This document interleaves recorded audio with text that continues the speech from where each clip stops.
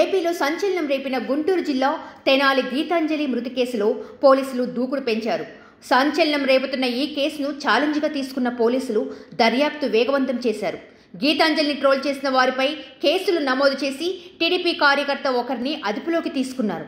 గీతాంజలి కేసులో పోలీసులు TDP social media కార్యకర్త పసుమర్తి రాంబాబును విజయవాడలో అరెస్ట్ చేసి పోలీస్ స్టేషన్కు తరలించినట్లు సమాచారం.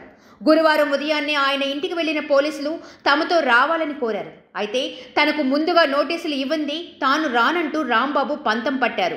నోటీసు ఇస్తే ఎక్కడికి రమ్మంటే అక్కడికి వస్తానని చెప్పారు. రాంబాబు కూతురు సైతం పోలీసుల తీరుపై అసహనం వ్యక్తం చేశారు. అయినప్పటికీ పోలీసులు రాంబాబును అదుపులోకి తీసుకుని స్టేషన్కు తరలించారు. గీతాంజలిపై దారుణమైన పోస్ట్ పెట్టిన రాంబాబుని అరెస్ట్ చేసిన పోలీసులు అతను తెలుగుదేశం పార్టీలోని కీలక నేతలైన బోండా ఉమా వంటి ఎంతో మందికి సన్నిహితంగా ఉన్నట్లు గుర్తించారు.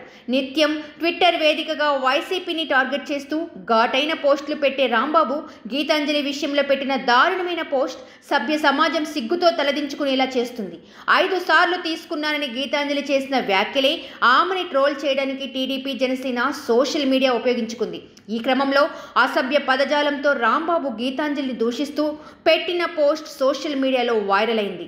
దారుణంగా గీతాంజలి ట్రోల్ అయింది. ఈ అవమానాలను భరించలేకపోయిన గీతాంజలి రైలు కింద పడి ఆత్మహత్య చేసుకుందని తెలుస్తుంది. అయితే దీనిపై ఏపీలో పెద్ద ఎత్తున రాజకీయం మొదలైంది. వైఎస్ఆర్సీపీ ముఖ్యంగా టీడీపీ జనసేనను టార్గెట్ చేస్తూ ఈ 2 పార్టీల తీరుపై మండిపడుతుంది. ఈ ఘాతుకానికి కారణమైన వారిపై కఠిన చర్యలు తీసుకోవాలని డిమాండ్ చేస్తుంది. సబ్స్క్రైబ్ చేయండి. Please do subscribe to. Please like, share and subscribe to top Telugu TV.